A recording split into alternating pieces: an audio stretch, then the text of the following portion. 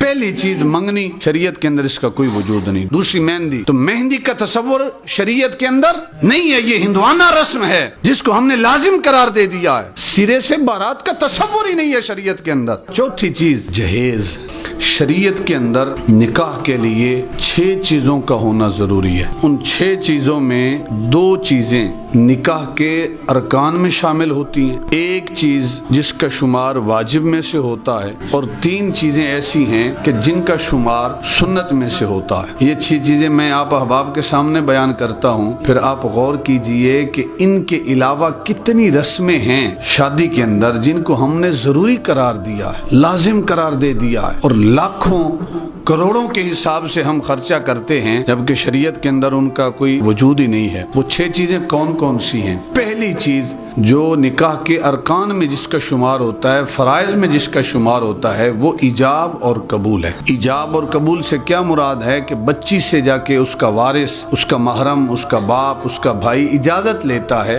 कि बेटा तेरा निकाह हम फलां मर्द से करना चाहते हैं, फलां लड़के से करना चाहते हैं, तेरी रजा है इसमें? बच्ची कहती है जी मैं राजी हूँ, तो बच्ची की तरफ से इजाब हो जाता है। फिर वो वालिद आके वकील बनता है और इमाम साहब लड़के को निकाह कबूल करवाते हैं। वहां से इजाब हुआ, यहाँ लड़के ने कबूल किया। ये बेसिकली एक ही शुमार होती है, इजाब और कबूल। ये पहला रुकन है निकाह का। अगर ये ना हो तो निकाह होता नहीं। दूसरी जो चीज है वो है कि जब इजाब और कबूल हो तो वहाँ 2 गवाहों की मौजूदगी जो है ये भी निकाह के अरकान में से है। यानी मर्द और औरत, लड़का और लड़की कहें कि हम खुद निकाह करना चाहते हैं और गवाह नहीं हैं तो उनका निकाह हो सकता नहीं। तो ये 2 चीजें जो हैं, 2 गवाहों का होना और इजाब और कबूल, ये 2 अरकान में से हैं। तीसरी चीज वो हक मार है, वो वाजिब है। उस हक मार के बदले जो लड़की है वो लड़के के लिए हलाल हो रही होती है। 3 चीजें हो गई, 2 फराइज में से, 1 वाजिब में से, और 3 चीजें जो हैं वो सुन्नत। एक चीज है खुतबा निकाह, दूसरी चीज है जब निकाह हो जाए उसके बाद चुहारे या किशमिश तकसीम करना, तीसरी सुन्नत जो है दावत वलीमा जो है उसका इनेकाद किया जाए, ये भी क्या है?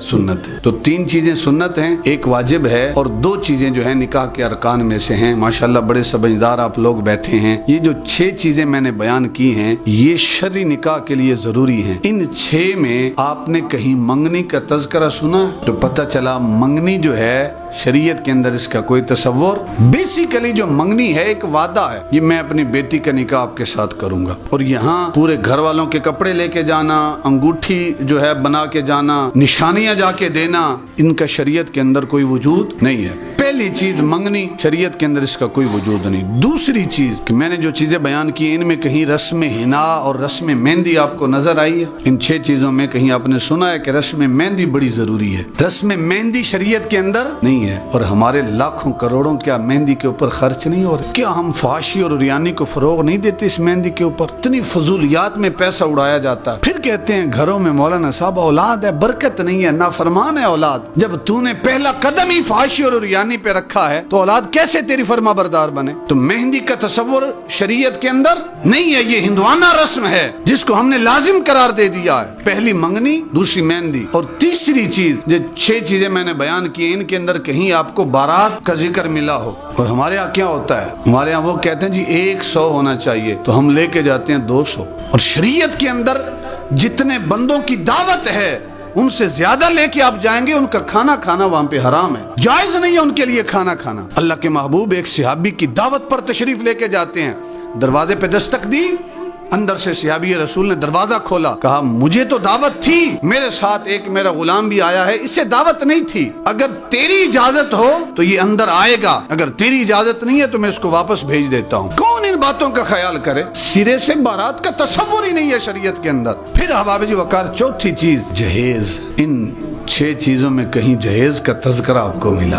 और फिर हम लोग ये बयान करते हैं कि सैयद कायनात को सरकार ने जहेज दिया था। 4 तकिए थे, 2 चादरें थी, 1 रिवायत में है कि पलंग भी था, एक रिवायत में एक चक्की थी। तो ये मुख्तसर सा साजो सामान था, लेकिन जो भी सरकार ने सैयद कायनात को दिया था, सरकार ने अपने खर्चे से नहीं दिया था, मौलाए कायनात के खर्चे से खरीद कर सैयद कायनात को दिया था। और निकाह की रस्म कितनी सादगी से तय पाती है। सरकार इरशाद फरमाती है, अनस को जाओ जितने मेरे गुलाम मिलते हैं लेके आ जाओ। एक हजरत अनस हैं, हजरत तल्ला हैं, हजरत जुबैर हैं, चंद और सहाबा हैं, वो इकट्ठे होकर हुजूर की बारगाह में हाजिर होते हैं और अल्लाह के महबूब निकाह पढ़ाते हैं मौलाए कायनात का।